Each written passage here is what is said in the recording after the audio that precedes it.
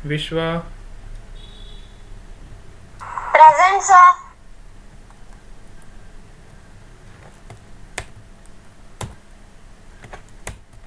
प्रियांशी, खुशी, अनु, आदित्य, स्वस्तिक, खुशी, गामित, हिरल, भूमिका, हीर। अच्छा, ये वाले बच्चे कब आएंगे, कुछ पता है इनका? अता पता है? यहाँ से लेके सब गायब है, प्रियांशी से लेके हीर तक। 1 2 3 4 5, खाली 5 ही बच्चे आएंगे हैं? ओनली 5 स्टूडेंट्स आर देयर ना? बाकी क्यों नहीं आ रहे? इनका वैकेशन खत्म नहीं हुआ अभी दिवाली का?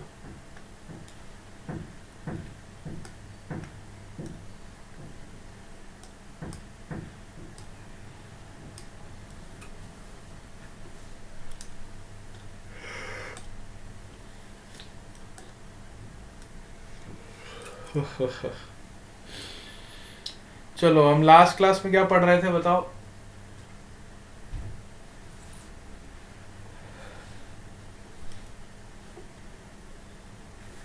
वर्क एनर्जी पावर, है ना?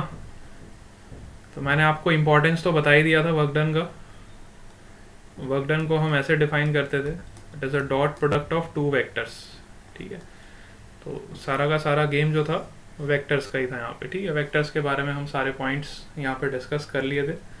डॉट प्रोडक्ट को हमने बहुत डिटेल में पढ़ा था, तो आपको वर्क डन निकालने में कोई भी परेशानी होनी नहीं चाहिए। ठीक है, यहाँ तक सब क्लियर हो?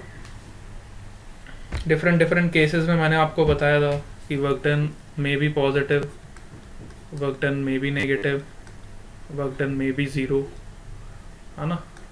वर्क डन पॉजिटिव भी हो सकता है, नेगेटिव भी हो सकता है और ज़ीरो भी हो सकता है ना? ठीक है, यहाँ तक हम डिस्कस ऑलरेडी कर चुके थे। अब हम निकालेंगे work done by multiple forces, है ना? जो हम एफ डॉट एस लिखते हैं ना, इसका मतलब क्या होता है?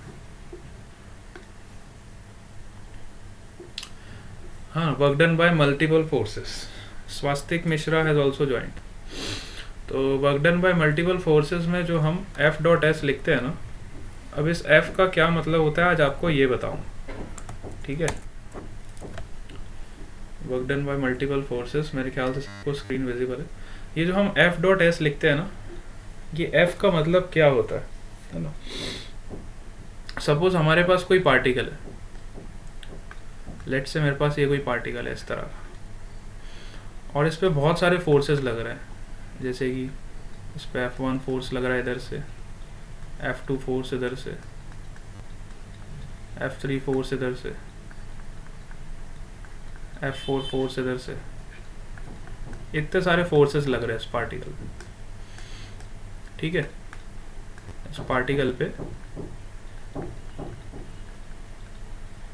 n नंबर ऑफ फोर्सेस लग रहे हैं, है ना? बहुत सारे फोर्सेस लग रहे हैं। अभी तक हम क्या करते थे, एक ब्लॉक लेते थे और उस पर कुछ फोर्स लगाते थे, तो उस ब्लॉक पे भी बहुत सारे फोर्सेस लगते थे। हमें ऐसा लगता था कि यहाँ पे खाली एक ही फोर्स लग रहा है, F। ये जो फोर्स F वेक्टर में लिखा गया है, ये खाली ये वाला F नहीं है, ये सभी फोर्सेस है। मतलब mg फोर्स भी इसमें इंक्लूड हो जाता है, इसमें नॉर्मल रिएक्शन भी आपका आ जाता है, अगर कोई फ्रिक्शन लग रहा है तो फ्रिक्शन फोर्स भी इसमें आ जाता है। मतलब जितने भी फोर्सेस आप उस पार्टिकल पे शो कर रहे हो, वो पार्टिकल के सारे फोर्सेस इसमें समाये हुए हैं।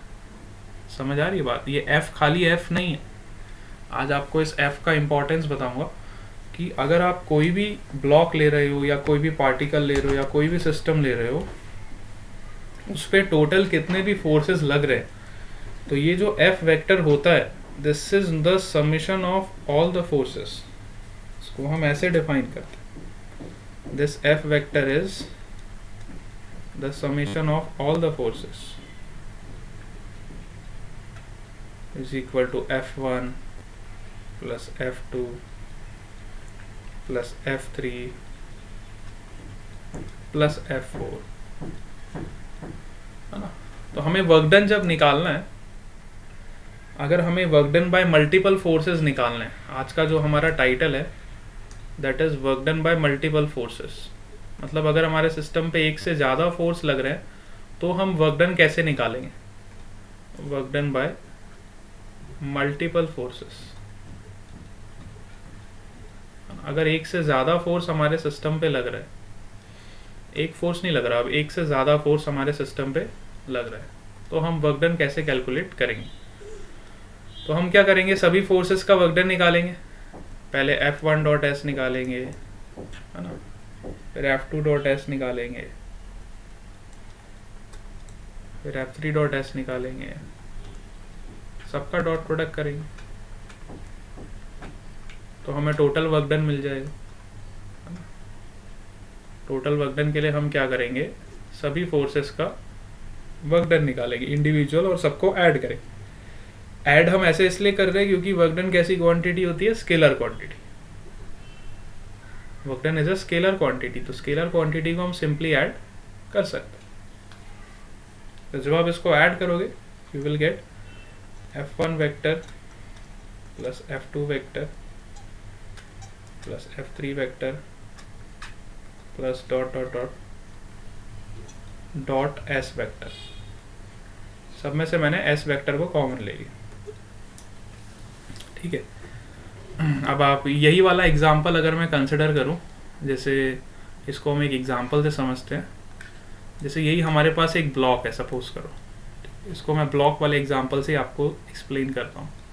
सपोज करो मेरे पास एक ब्लॉक है, इसका मास m है, और इसको मैंने एक सरफेस पे रखा है which is a smooth surface, ठीक है। मैंने इसको किसी स्मूथ सरफेस पे रखा है। अब आपने कुछ फोर्स इधर लगाया F, this is the, let's say this is F1 force,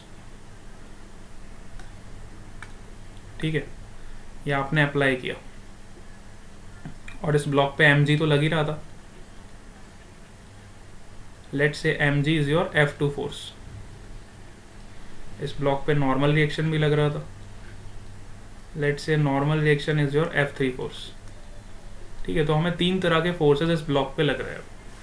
अगर आपका सरफेस स्मूथ है तो इस पे तीन तरह के फोर्सेस लग रहे हैं। This is the external force which you have provided, this is the mg force and this is the normal reaction. तो अब अगर मुझे इस डेफिनेशन को यूज करना है, I want to use this definition, the work done by all the forces, work done by multiple forces. तो let's say मैंने इस ब्लॉक को, जब मैंने फोर्स लगाया F1, तो ये ब्लॉक कुछ डिस्प्लेस होकर यहाँ पे पहुँच गया और इसका डिस्प्लेसमेंट हुआ सपोज करो S के बराबर, ठीक है। ये ब्लॉक आपका कुछ डिस्प्लेस हो गया, लेट्स से इसका जो डिस्प्लेसमेंट है वो S के बराबर है, ठीक है। तो अगर मुझे वर्क डन निकालना है, work done by all the forces, तो I will use this definition, work done by all the forces is equal to F1 vector plus F2 vector. यहाँ पे तीन फोर्सेस लग रहे हैं तो मैं तीन फोर्सेस ही कंसिडर करूँगा। अगर तीन से ज़्यादा लगते तो मैं तीन से ज़्यादा कंसिडर करता, ठीक है। तो अब मुझे F1 वेक्टर की वैल्यू पता है, तो I will write F1 vector जो मेरा ये लग रहा है। F1 वेक्टर और डिस्प्लेसमेंट वेक्टर दोनों के बीच का एंगल कितना है, डिस्प्लेसमेंट आपका इधर हो रहा है, उसको पहले ओपन कर दो। आप एक काम करो, इसको मैं ऐसे भी लिख सकता हूँ, F1 dot s plus F2 dot s plus F3 dot s, ठीक है।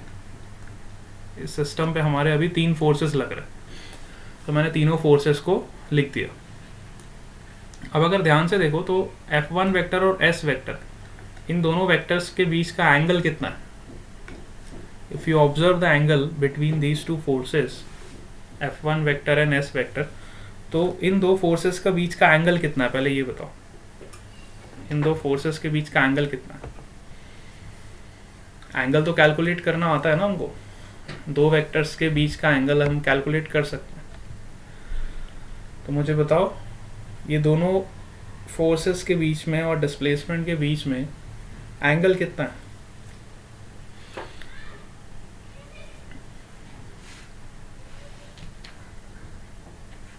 Yes, any one of you?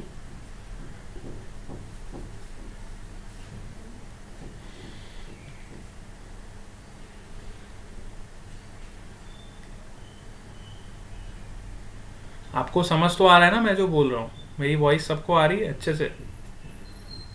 Voice सबको सुनाई दे रही है? तो मुझे बताओ 90 डिग्री कहाँ से हो गया? 90 डिग्री कैसे हो गया? मैंने पूछा है F1 वेक्टर और S वेक्टर। F1 वेक्टर किधर लग रहा है पहले देखो ना, डायग्राम को देखो। F1 वेक्टर राइट साइड लग रहा है, S वेक्टर भी राइट साइड है। दोनों वेक्टर्स के बीच का एंगल कितना हो गया? पहले दोनों वेक्टर्स का डायरेक्शन देखो आप, ऐसे हड़बड़ी नहीं कर। F1 वेक्टर कहाँ लग रहा है? राइट साइड लग रहा है। ध्यान से अगर मैं देखूं, F1 वेक्टर मेरा राइट साइड लग रहा है, S वेक्टर भी मेरा राइट साइड है, डिस्प्लेसमेंट मेरा राइट साइड हो रहा है। दोनों वेक्टर्स के बीच का एंगल कितना हो गया? 0 हो गया है ना? हाँ, तो इस तरह से आपको वेक्टर्स को देखो पहले, किन दोनों वेक्टर्स के बीच में मैं एंगल पूछ रहा हूँ। तो यहाँ पे मैं क्या लिखूंगा? F1 डॉट एस को I will write F1 into s cos theta. Dot product की डेफिनेशन यहाँ पे मैं लगाऊंगा, है ना, which is F1 into s into cos of 0। I will apply the definition of dot product, जैसे हम A डॉट B करते थे, which is equal to AB cos theta. So I have used this definition of dot product here. चलो अब बात करते हैं ये वाले टर्म की। तो F2 वेक्टर और S वेक्टर के बीच का एंगल कितना है? अब देखो F2 वेक्टर कहाँ है हमारा? F2 वेक्टर मतलब mg को हमने F2 नाम दिया। तो mg और डिस्प्लेसमेंट, mg वेक्टर नीचे की तरफ है, डिस्प्लेसमेंट वेक्टर टुवर्ड्स राइट है। दोनों वेक्टर्स के बीच का एंगल कितना है? mg और s वेक्टर के बीच में, हाँ, अब 90 डिग्री है। Very good, now it is 90 degree. ठीक है, तो I will write here F2 dot s means you will write mg into s into cos 90 plus, now we will write the third term F3 dot s। तो F3 vector देखो कहाँ पे? F3 vector हमने किसको माना है? Normal reaction. Normal reaction is your F3 vector. अब इसको डिस्प्लेसमेंट वेक्टर के साथ डॉट प्रोडक्ट करवाओगे तो एंगल कितना है? Again angle is again 90 degree. Very good, अब आप लोगों को एंगल देखने आ गए। एक बार आपको कान पकड़ने पड़ते हैं, उसके बाद आप सही आंसर देते हो, है ना। तो F3 vector is your normal into s into cos of 90। Now you will see that ये हमने क्या कैलकुलेट किया? Work done by all the forces. जितने भी फोर्सेस उस बॉडी पे लग रहे, हमने सबका वर्क डन निकाल दिया। If I see this term cos 90 is 0, this term gets vanished, cos 90 is again 0, ये वाला टर्म भी आपका कैंसिल हो जाएगा। तो बचेगा क्या ख्याल है? ये वाला term.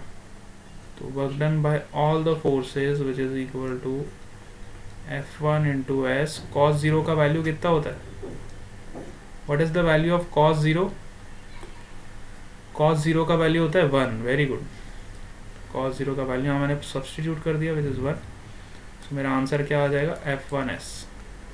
This is the work done by all the forces.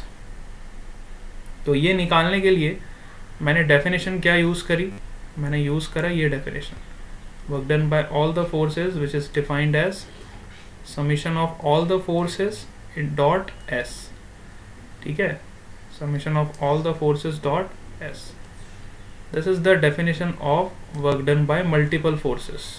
मेरे ख्याल से अब आपको एग्जाम्पल से ये चीज़ क्लियर हो गई होगी कि जब भी आपको n नंबर ऑफ फोर्सेस दिए हो, अब सपोज करो आपके पास ये पार्टिकल है और इस पर n नंबर ऑफ फोर्सेस लग रहे हैं, बहुत सारे फोर्सेस लग रहे हैं, इधर से भी, इधर से भी, इधर से भी, बहुत सारे फोर्सेस लग रहे हैं, और मुझे सबका वर्क डन निकालना है। मुझे सबका वर्क डन निकालना है, तो मैंने क्या किया, पहले सभी फोर्सेस का वेक्टर सम ले लिया और फिर उसको डॉट प्रोडक्ट करवा दिया किसके साथ, एस के साथ। जैसे ही एस के साथ डॉट प्रोडक्ट कराओगे आपको क्या मिल जाएगा, वर्क डन मिल जाएगा, work done by all forces.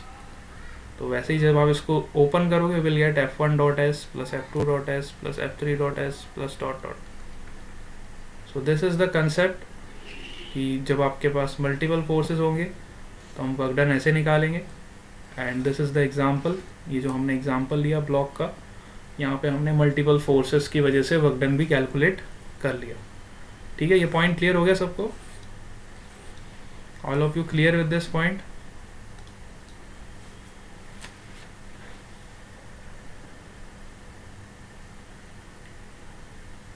अब कुछ इंपॉर्टेंट पॉइंट्स आपको बताऊंगा जो वर्क डन से रिलेटेड है और जो आपको पता होने चाहिए। अगर नहीं पता है तो आप साथ साथ मेरे नोट करते जाओगे, अपनी कॉपी पेन और लेके बैठोगे साथ में, और ये इंपॉर्टेंट पॉइंट्स जो हैं वो आप अपनी कॉपी में नोट डाउन करोगे। ठीक है, important points about work done, heading लिखोगे important points about work done, important points about work done.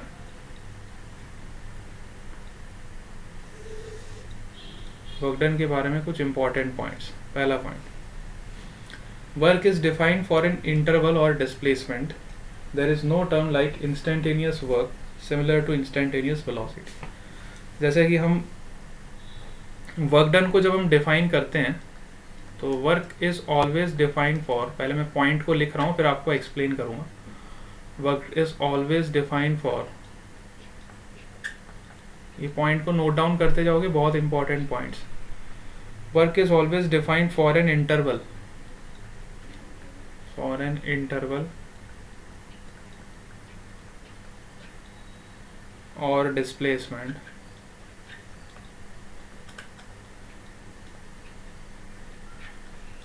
ठीक है। There is no term like instantaneous work, instantaneous work जैसा कुछ नहीं होता है। इंस्टेंटेनियस वर्क नाम की कोई चीज़ नहीं होती। ठीक है, जैसे आप इंस्टेंटेनियस वेलोसिटी पढ़ते थे, इंस्टेंटेनियस स्पीड पढ़ते थे, है ना, इंस्टेंटेनियस स्पीड हम पढ़ते थे, इंस्टेंटेनियस वेलोसिटी पढ़ते थे। तो अगर हम किसी इंस्टेंट पे वेलोसिटी और स्पीड को डिफाइन कर सकते हैं, लेकिन वर्क डन के केस में ऐसा नहीं है। आप किसी इंस्टेंट पे ये नहीं बता सकते कि इस इंस्टेंट पे इतना वर्क डन होगा। तो वर्क डन के लिए हमेशा हमें इंटरवल चाहिए, ये सबसे बड़ा इंपॉर्टेंट पॉइंट है, या फिर डिस्प्लेसमेंट चाहिए। मतलब अगर कोई पार्टिकल मूव कर रहा है ए पॉइंट से बी पॉइंट पे, तो always there will be some interval. अगर ए से बी मूव कर रहा है तो इसके बीच में कुछ इंटरवल है, इसके बीच में कुछ डिस्प्लेसमेंट है, इसके बीच में कुछ टाइम इंटरवल है डेल्टा टी का। जब डेल्टा टी टाइम में उसने डिस्प्लेसमेंट डेल्टा एस किया तो बताओ वर्क डन कितना होगा, देन वी कैन कैलकुलेट। अगर मैं पूछूं कि बताओ इस इंस्टेंट पे वर्क डन कितना किया एट दिस इंस्टेंट, तो ऐसा कुछ भी टर्म डिफाइंड नहीं है। हम किसी भी इंस्टेंट पे वर्क को डिफाइन नहीं कर सकते, क्योंकि उस इंस्टेंट पे वर्क कभी डिफाइंड होता ही नहीं है। वर्क डिफाइन करने के लिए हमेशा आपको कुछ इंटरवल चाहिए, आपको डिस्प्लेसमेंट चाहिए। बात समझ आ रही है? तो इंस्टेंटेनियस वर्क नाम जैसी कोई चीज़ नहीं होती है। पहला पॉइंट ये नोट डाउन कर लिया सबने? फर्स्ट पॉइंट नोट डाउन हो गया सबका, all of you?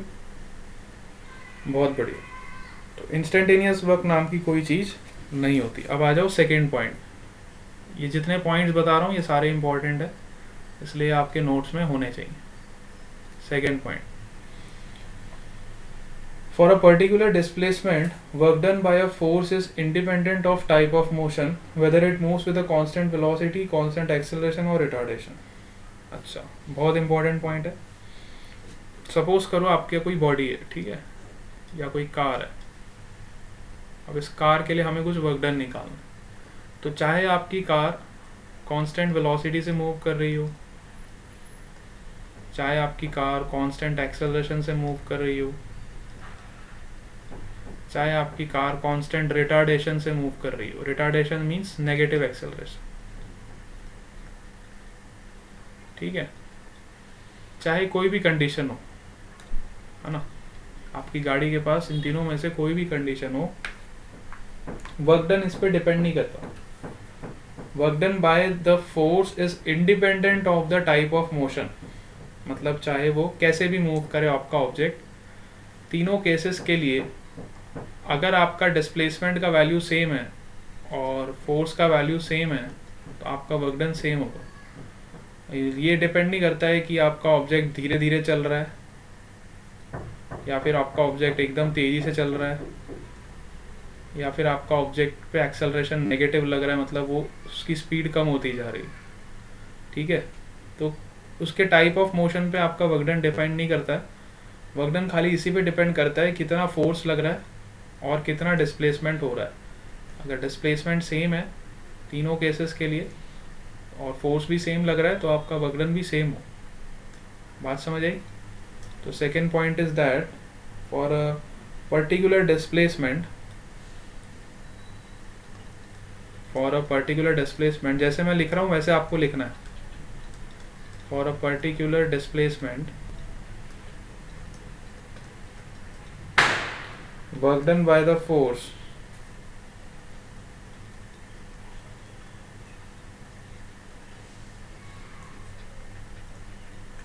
is independent of type of motion.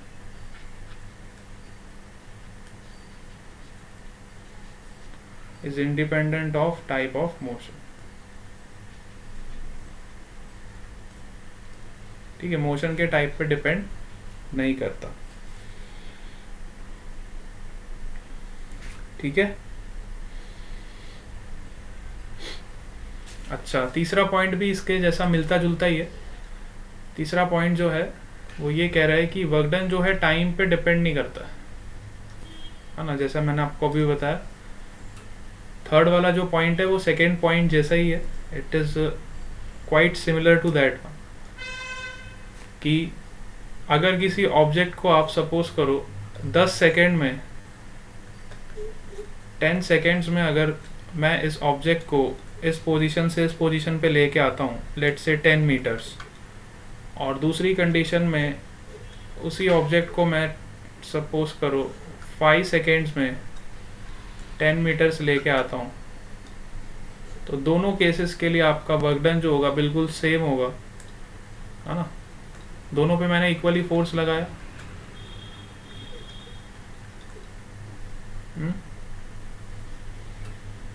एक को मैं 10 सेकेंड में लाया, एक को मैं 5 सेकेंड में लाया।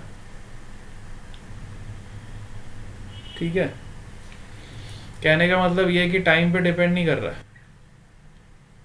चाहे 10 सेकेंड्स में आप किसी ऑब्जेक्ट को इधर से इधर लेके आ रहे हो, चाहे 5 सेकेंड्स में आप किसी ऑब्जेक्ट को इधर से इधर लेके आ रहे हो, अल्टीमेटली उसका डिस्प्लेसमेंट तो 10 मीटर्स ही हो रहा है। अल्टीमेटली उसका डिस्प्लेसमेंट कितना हो रहा है? 10 मीटर्स ही हो रहा है। तो वर्क डन सेम होगा। वर्क डन क्या होगा? सेम होगा। ठीक है, वर्क डन क्या होगा? सेम होगा। इसको आप एक और एग्जांपल से समझ लेते हो। जैसे सपोज करो 2 स्टूडेंट है मेरे पास, एक स्टूडेंट ए है और एक स्टूडेंट बी है, और ये टीचर है।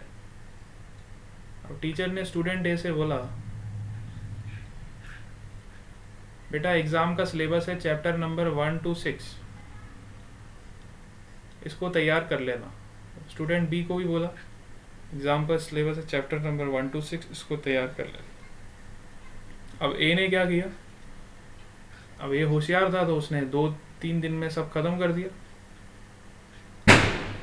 और ये पढ़ाई में थोड़ा कम था, ज़्यादा नहीं पढ़ता था, तो इसने उसी काम को करने में 20 दिन लगा दिए।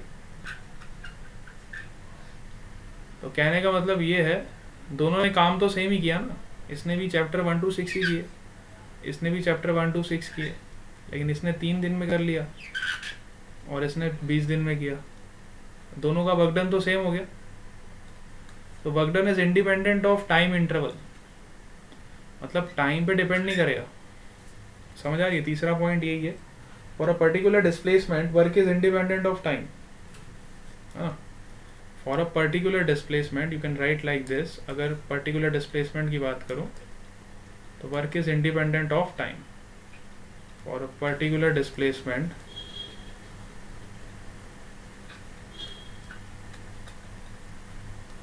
work is independent of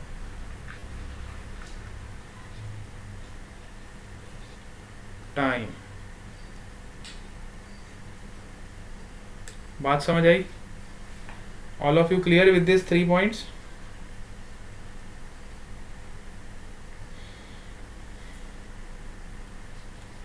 ठीक है, ये तीनों पॉइंट क्लियर हो गए। चलो आ जाओ अब 4th पॉइंट पे आ जाओ। Point number 4। पॉइंट नंबर 4 जैसे कि हमने अभी अभी मल्टीपल फोर्सेस के लिए वर्क डन को डिफाइन किया। सपोज हमारा सिस्टम है, इस पे बहुत सारे फोर्सेस लग रहे हैं, F1, F2, F3, ठीक है। n नंबर ऑफ फोर्सेस अगर इस सिस्टम पे लग रहा है,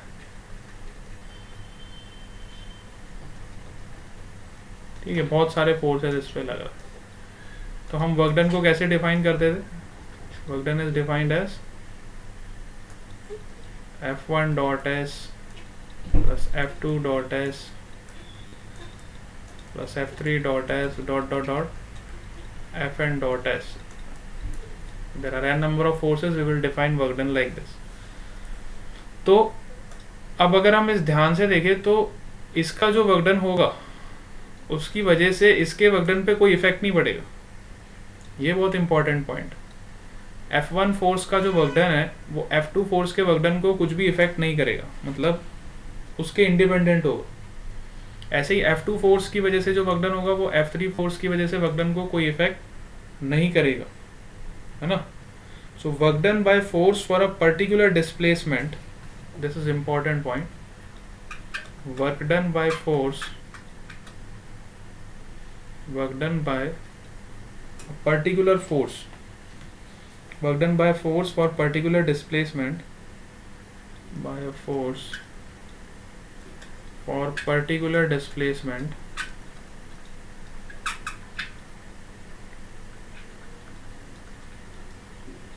is independent of other forces, ठीक है। इस पे डिपेंड नहीं करेगा कि अदर कितने भी फोर्सेस लग रहे हैं, लेकिन इसका जो वर्क डन है वो उतना ही लगेगा जितना पहले लग रहा था, ठीक है। मतलब कहने का मतलब ये है, अगर इस बॉडी पे खाली F1 फोर्स ही लग रहा होता तो इसका वर्क डन क्या होता, F1 डॉट एस, ठीक है। अब इस बॉडी पे बहुत सारे फोर्सेस लग रहे हैं, F1, F2, F3, तब भी इस वाले फोर्स का वर्क डन तो उतना ही रहेगा ना, उसमें कोई चेंज थोड़ी आया। इस वाले फोर्स का वर्क डन तो इतना ही रहेगा और उसके साथ 2 वर्क डन्स और ऐड हो जाएंगे दोनों फोर्सेस, ठीक है। बात समझ आ रही है? मतलब इसका जो वर्क डन था वो तो उतना ही लग रहा है ना, चाहे आप एक फोर्स लगाओ चाहे बहुत सारे फोर्सेस लगाओ, किसी भी पर्टिकुलर फोर्स का वर्क डन इफेक्ट नहीं होगा। Clear with this? This is point number 4। Point number 4 तक सबको क्लियर हो गया?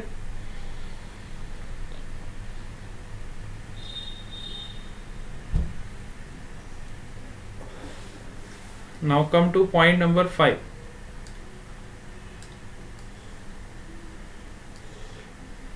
Point number 5,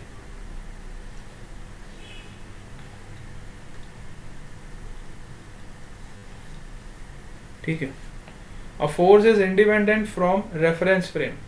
Its displacement depends on the frame, so work done by a force is frame dependent.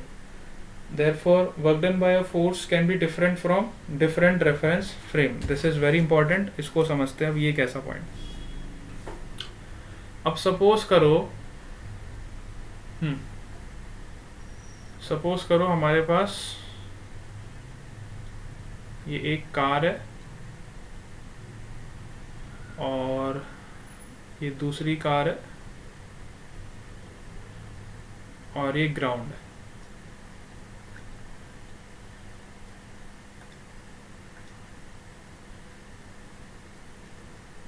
this is car A, this is car B. One person is sitting in this car, another person is sitting in this car, and another person is on ground. ठीक है, हम ये point को समझेंगे.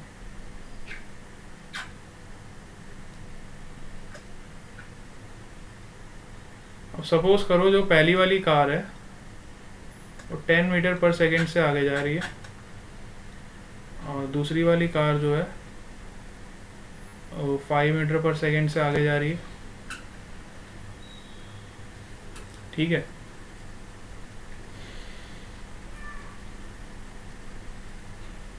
बात समझ आई. लेकिन इसका एक्सेलरेशन आपको गिवन है, लेट्स से 2 मीटर पर सेकेंड स्क्वायर, और ये कांस्टेंट वेलोसिटी से मूव कर रही है. इसका एक्सेलरेशन है 0 मीटर पर सेकेंड. ठीक है,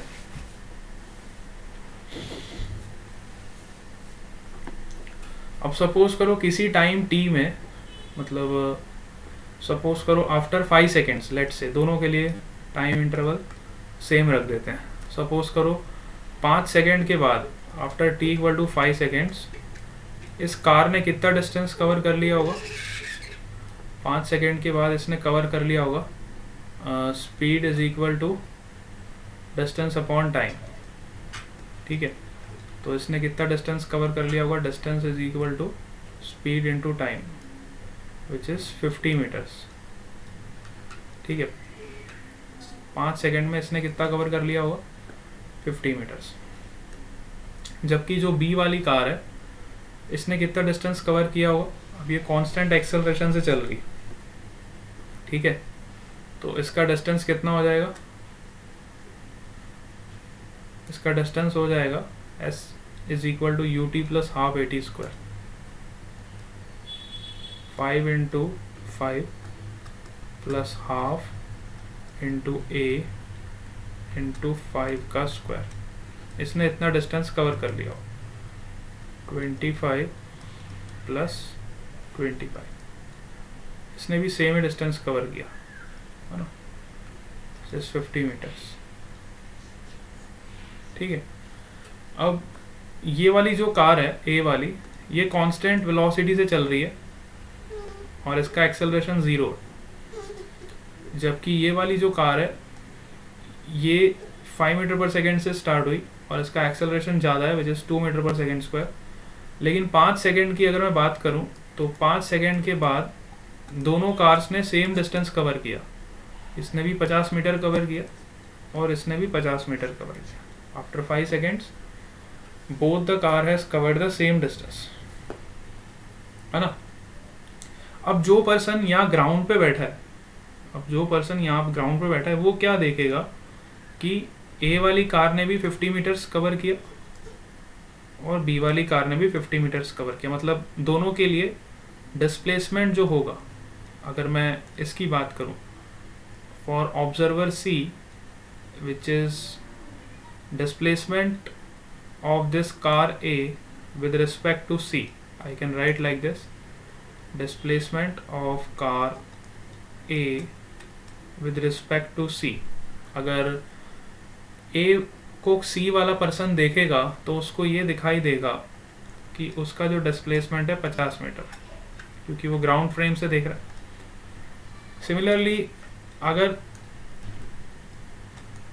बी वाले पर्सन को सी वाला पर्सन देखेगा तो भी उसको ये दिखाई देगा 50 मीटर पॉजिटिव, है ना, क्योंकि ग्राउंड के रेस्पेक्ट में कितना उसने डिस्टेंस कवर किया? पॉजिटिव. लेकिन अगर मैं बी वाले की बात करूं, बी वाला पर्सन अगर ए वाले पर्सन को देखेगा तो उसको लगेगा कि ये रेस्ट, मतलब उसको क्या लगेगा, इसके रिस्पेक्ट में इसका डिस्प्लेसमेंट क्या हो जाए?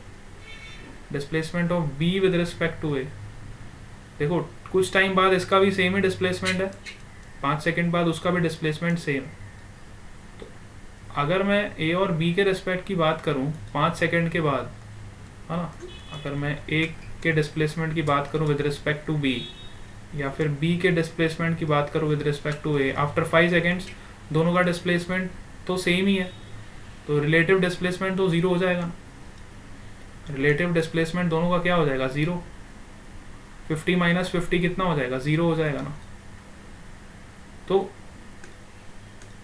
वर्क डन रेफरेंस फ्रेम पे डिपेंड करता है, क्योंकि इस केस में आपको वर्क डन कितना मिलेगा, 0 मिलेगा, जबकि इस केस में आपको वर्क डन कुछ पॉजिटिव मिलेगा विच इज ग्रेटर देन 0। तो work done is dependent on the frame of reference. यहाँ से हमें ये पता चलता है कि मैं किस फ्रेम से देखूंगा, तो डिफरेंट फ्रेम से मेरा डिस्प्लेसमेंट जो होगा वो अलग अलग होगा।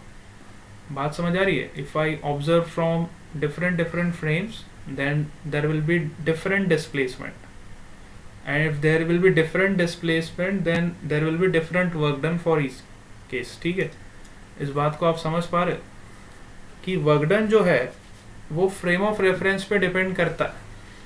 Work done depends on your reference frame, आप कहाँ से ऑब्जर्व कर रहे हो उस पे भी मैटर करेगा कि आपका वर्क डन कितना हुआ।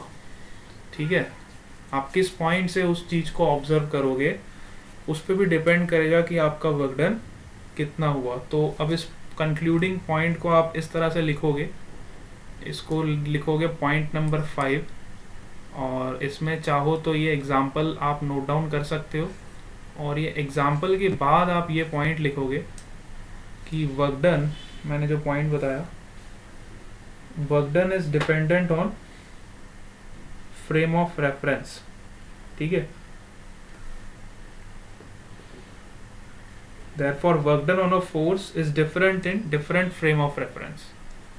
ठीक है, work done by a force depends on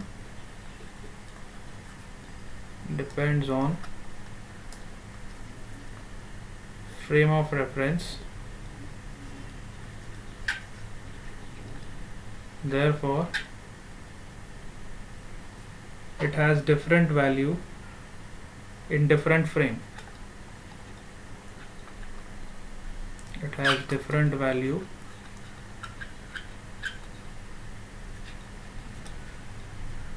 in different frame। Very important point है, इसको चाहो तो आप स्टार लगा देना, क्योंकि ये पॉइंट्स, कुछ पॉइंट्स ऐसे होते हैं जो आगे चल के आपको बहुत काम आएंगे। ठीक है, तो इस पॉइंट्स पे आप स्टार लगा दिया करो, ऐसे पॉइंट्स पे जो बहुत ज़्यादा इंपॉर्टेंट है। ठीक है, यहाँ तक सबको क्लियर हो गया? पॉइंट नंबर 5 तक कोई doubt? These all 5 points are clear to you?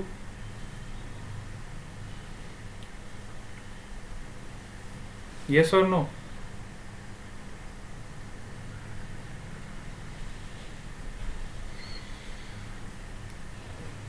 बेटा सबको क्लियर हो गए ये 5 पॉइंट?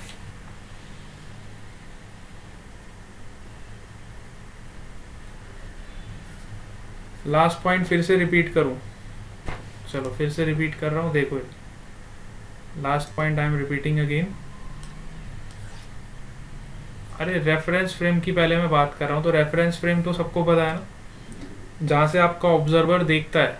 हमने ये कंसेप्ट रिलेटिव मोशन में भी कई बार पढ़ा है, रिलेटिव वेलोसिटी पढ़ते थे ए की बी के रिस्पेक्ट में। हाँ, तो वही वाला कंसेप्ट आपको ध्यान रखना है। अभी यहाँ हमारा एक ऑब्जर्वर ग्राउंड पे है, एक ऑब्जर्वर इस कार में और दूसरा ऑब्जर्वर इस वाली कार में। अब जब ये सी वाला ऑब्जर्वर ए को देखेगा तो उसको दिखाई देगा कि 5 सेकंड बाद जो ए वाली कार है वो उसने 50 मीटर्स कवर कर लिया और वो यहाँ पे कहीं पहुँच गई। ठीक है, सिमिलरली सी वाला पर्सन जब बी को देखेगा तो उसको यही दिखाई देगा कि 5 सेकंड के बाद इस कार ने भी सेम डिस्टेंस कवर किया और ये भी 50 मीटर्स पहुंच गई। हालांकि ये कार थोड़ी स्लो चल रही होगी, इसको ये भी दिखाई देगा कि ये कार थोड़ी धीमी चल रही है, ये कार थोड़ी तेज चल रही है, लेकिन ये धीमी इनिशियली धीमी थी, बाद में इसकी एक्सेलरेशन 2 मीटर पर सेकेंड स्क्वायर है तो ये इसने स्पीड अप कर लिया होगा। ठीक है, और इसका एक्सेलरेशन 0 है तो ये कांस्टेंट स्पीड से ही चल रही है।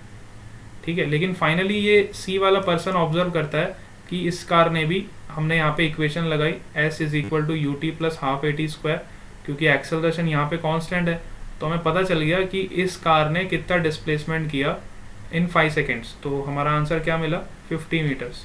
ठीक है, 50 मीटर्स का डिस्प्लेसमेंट हो गया।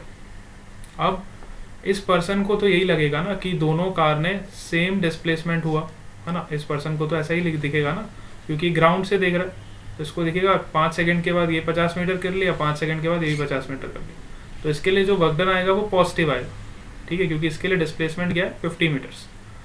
अब अगर मैं बात करूँ ये वाले ऑब्जर्वर की जो बी कार में बैठा है, अगर वो ए वाली कार को देखेगा तो 5 सेकंड के बाद उसे ये दिखाई देगा, है ना। 5 सेकंड के बाद उसे क्या दिखाई देगा, 5 सेकंड के बाद उसे ये दिखाई देगा कि दोनों का डिस्प्लेसमेंट तो ज़ीरो ही हो गया इसके रिलेटिव में। इसके रिलेटिव में डिस्प्लेसमेंट कितना हो जाएगा। अगर आप रिलेटिव स्पीड का कंसेप्ट भी इधर लगाओ तो देखो ये 10 मीटर पर सेकेंड से आगे जा रहा है ना, तो इसके रिस्पेक्ट में ये कितनी तेज़ी से आगे जाएगा, इसके रिस्पेक्ट में ये कितनी तेज़ी से आगे जाएगा। रिलेटिव स्पीड का कंसेप्ट याद है ना आपको। लेकिन मैं इस वाले इंस्टेंट की बात नहीं कर रहा हूँ अभी, मैं उस इंस्टेंट की बात कर रहा हूँ जब दोनों यहाँ पे पहुँच गए हैं, दोनों इस पॉइंट पे पहुँच गए हैं और दोनों ने 50 मीटर कवर कर लिया। अब ये दोनों एक दूसरे को अगर देखेंगे तो दोनों सेम जगह पे ही होंगे ना। मान लो इसको मैंने बोला यहाँ पे बेटा आंख बंद कर लो अपनी, और 5 सेकंड के बाद अपनी आंखों को खोलना, और यहाँ पे एक लड़के को बिठा दिया, इसको भी बोला तुम भी अपनी आंखें बंद कर लो और 5 सेकंड के बाद अपनी आंखों को खोलना।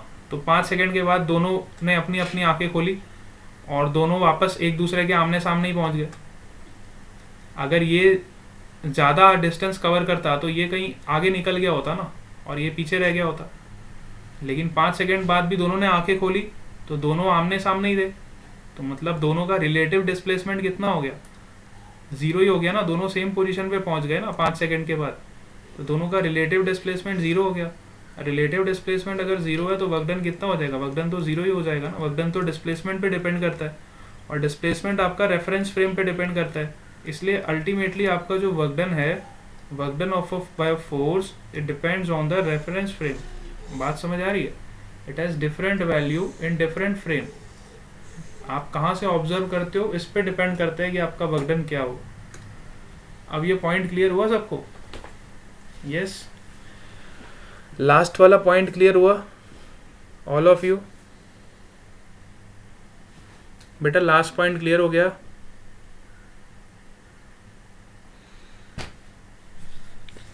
किसी को डाउट है तो बताओ, क्लियर है ना? चलो ठीक है, तो ये 5 पॉइंट के बाद अब आ जाओ पॉइंट नंबर 6 पे। ठीक है, now come on two point number 6। ये सारे इंपॉर्टेंट पॉइंट्स है, अपनी कॉपी में नोट डाउन करके रखना। Effect of work is change in kinetic energy of the particle. Very very most important point. Work done का इफेक्ट क्या होता है? अगर मैं किसी ऑब्जेक्ट पे वर्क करता हूँ, किसी बॉडी पे अगर मैं कुछ वर्क डन करता हूँ, मतलब मैं कुछ फोर्स लगा रहा हूँ जिसकी वजह से ये कुछ डिस्प्लेस हो रही है, तो उसकी वजह से अगर वर्क डन प्रोड्यूस हो रहा है, तो इस वर्क डन का इफेक्ट क्या होता है?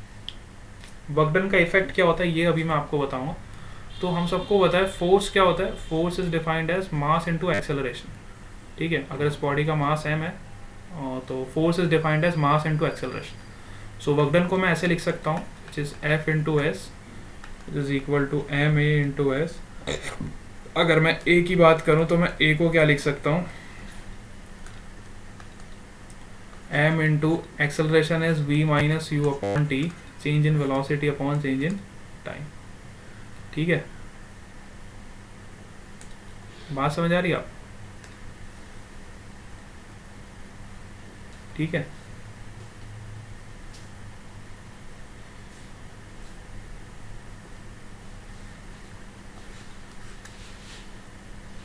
अब सपोज करो इनिशियल वेलोसिटी इसकी 0 है। इनिशियली जो आपका ब्लॉक है, इनिशियली इसकी वेलोसिटी 0 है, कुछ टाइम बाद इसकी वेलोसिटी हो जाती है v। ठीक है, जैसे मैंने इस पर फोर्स लगाया, इनिशियल वेलोसिटी इसकी 0 है, कुछ टाइम बाद इसकी वेलोसिटी हो गई v। ठीक है, तो इनिशियल वेलोसिटी को 0 मान लो, और ये डिस्प्लेसमेंट को मैं क्या लिख सकता हूँ? Displacement is defined as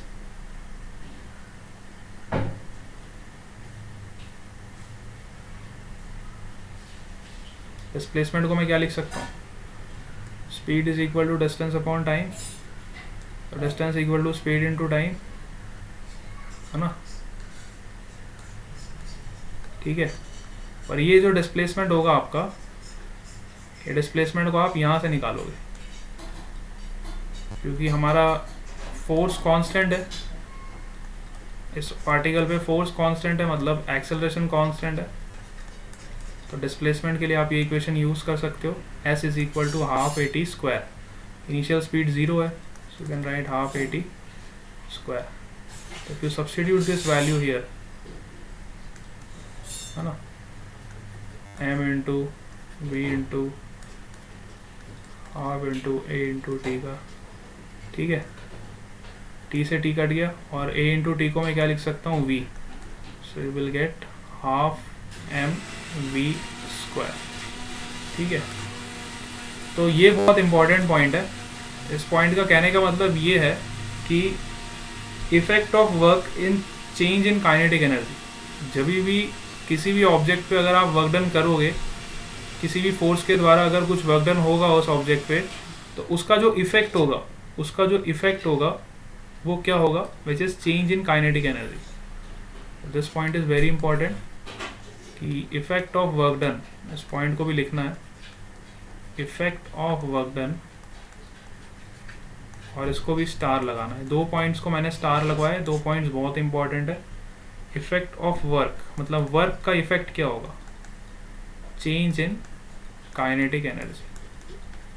effect of work is change in kinetic energy. यही आपका बेस बनेगा वर्क एनर्जी थ्योरम का, यहीं से आपको वर्क एनर्जी थ्योरम का बेस बनेगा। जो मैं वर्क एनर्जी थ्योरम आपको समझाऊंगा नेक्स्ट क्लास में, उसका बेस आपका यहीं से बनेगा, इसी पॉइंट से बनेगा कि वर्क डन का इफेक्ट क्या होता है, चेंज इन काइनेटिक एनर्जी। यहाँ पे हमने उसको प्रूफ भी कर दिया कि अगर कोई ऑब्जेक्ट आपका m मास का है, जिसका एक्सेलरेशन a है, उस पर वर्क डन Fs के बराबर हो रहा है, तो हमने यहाँ पे सब्स्टिट्यूट करके वैल्यूज ये शो भी कर दिया, जो अल्टीमेटली हमें रिजल्ट मिला, which is half mv square. और इसको चाहो तो आप ऐसे भी लिख सकते हो, ये आपकी फाइनल काइनेटिक एनर्जी है। इनिशियल स्पीड आपकी हमने 0 एज्यूम करी है, तो इनिशियल काइनेटिक एनर्जी भी आपकी 0 हो जाएगी, है ना। तो इसको मैं ऐसे भी लिख सकता हूँ, kinetic energy final minus kinetic energy initial, क्योंकि इनिशियल तो आपकी 0 है, हमें पता है। तो इसी को मैं बोलता हूँ चेंज इन काइनेटिक एनर्जी, ठीक है, चेंज इन काइनेटिक एनर्जी। क्या ये पॉइंट क्लियर हुआ सबको?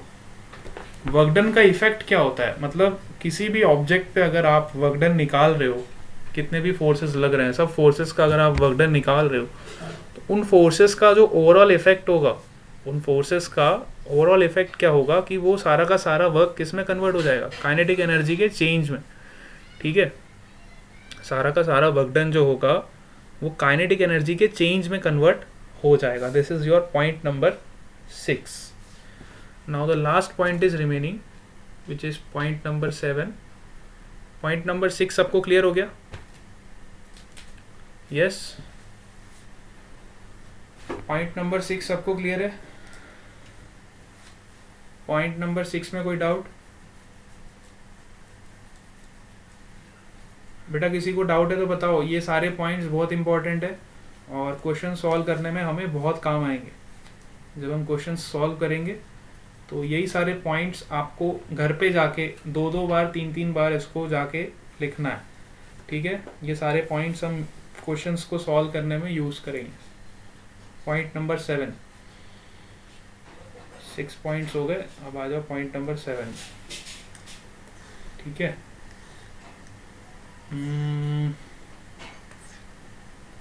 हाँ 6 पॉइंट्स आपके कवर हो गए। पॉइंट नंबर 7 देखो क्या है, work is done by source और agent that applies the force. ये तो सिंपल है, वर्क डन वही करेगा जो फोर्स अप्लाई करेगा, है ना, जिस सोर्स के द्वारा फोर्स अप्लाई होगा, है ना। Work is done by the source और agent that applies the force, है ना। जो इस बॉडी पे फोर्स अप्लाई करेगा उसी के द्वारा तो वर्क डन होगा। अगर मैं फोर्स ही नहीं अप्लाई करूंगा तो वर्क डन ही नहीं होगा, है ना। अगर सपोज करो इस ब्लॉक पे मैं फोर्स अप्लाई नहीं करता, तो इस ब्लॉक पे बाय डिफ़ॉल्ट कौन कौन से फोर्सेस लगते? एक तो mg लगता और एक नॉर्मल रिएक्शन लगता, ठीक है, दो ही फोर्सेस लगते। और अभी अभी हमने कैलकुलेट किया था, mg का वर्क डन क्या आ रहा था? 0 आ रहा था। नॉर्मल रिएक्शन का वर्क डन भी क्या आ रहा था? 0 आ रहा था। तो अगर आप इस ब्लॉक पे कोई भी फोर्स नहीं लगाओगे तो उसका वर्क डन क्या हो जाएगा? 0 ही हो जाएगा, ठीक है, क्योंकि mg का वर्क डन तो 0 ही आ रहा था, नॉर्मल का वर्क डन भी हमने अभी निकाला 0 आ रहा था, क्योंकि दोनों का एंगल 90 डिग्री बन रहा था, ठीक है। तो यही पॉइंट इधर बताया गया है, this is the last point, कि work is done by the source और agent that applies the force. लिखना है तो लिख लो, work is done by source और agent that applies force. Force ही नहीं लगाऊंगा तो बाय डिफॉल्ट तो इन दोनों का वर्क डन 0 ही आ रहा था ना, क्लियर हुआ? बाय डिफॉल्ट तो इन दोनों फोर्सेस की वजह से, mg फोर्स की वजह से और नॉर्मल रिएक्शन की वजह से, दोनों की वजह से मुझे वर्क डन का वैल्यू क्या मिल रहा था? 0 मिल रहा था, क्लियर हुआ है ना? तो ये आपके कुछ पॉइंट्स हो गए वर्क डन के, इसको सब अपनी कॉपी में अच्छे से उतारेंगे। और आज हम क्लास को यहीं पे एंड कर रहे, कल की क्लास में फिर हम आगे बात करेंगे इसमें, ठीक है।